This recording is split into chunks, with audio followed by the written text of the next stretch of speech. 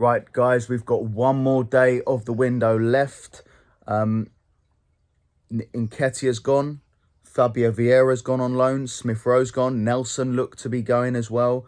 When we finished the season last year, I said we need to get rid of all of those players.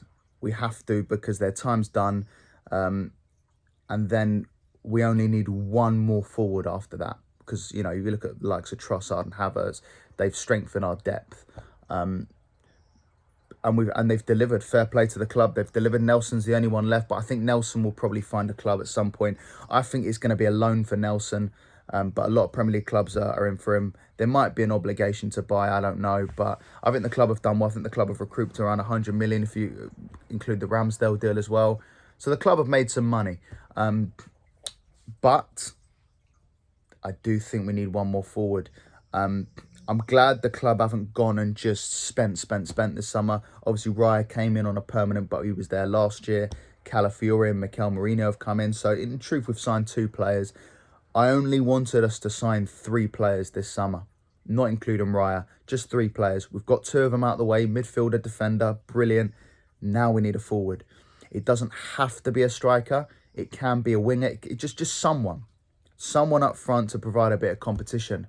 But there's one day left. And the only thing I can think of, I listened to Edu's comments. Edu said, at the end of the window, you'll be excited. Now, that implies someone's coming in. If no one ends up coming in, I'm going to be a little bit disappointed because I'm looking at it, I'm thinking, well, if there's a chance you're not going to bring anyone in, don't say anything. Like, don't, you know what the fans are like. They'll get their hopes up and stuff. Yeah, don't do that. So I can only believe that there's a plan. And there's been various conversations, and I think the club are just dragging it out just so that they know exactly who they want to get come the end of the window. But who is it? I mean, Osimhen. There's Osimhen. He looks like he's going to be signing for a Saudi club because if Chelsea are pulling out, it's obviously to do with wages, and it's to do with the fact that they don't want to pay him wages. And if they're not going to pay him, we're certainly not going to pay him those higher wages. Tony looks to be going to Chelsea. United are flirting as well. So that rules him out. Victor Gyökeres, could it be him? Could he still join Arsenal? Could it be a winger like Kingsley Coman? Could it be Leroy Sané? Could it be one of those guys? Could it be Darwin Núñez? Could it be Marcus Rashford? Could it be Mudryk? There's been so many links with certain players. I can only believe that the player that will come in, if there is a player that's going to come in, I think it's going to be a player that hasn't even been linked with Arsenal. You know, the club have had a history of that. No one thought Kai Havertz was coming in last season. No one thought Timber was coming in. These are deals that came out of nowhere. I forgot to mention that Fabio Vieira has gone on loan as well.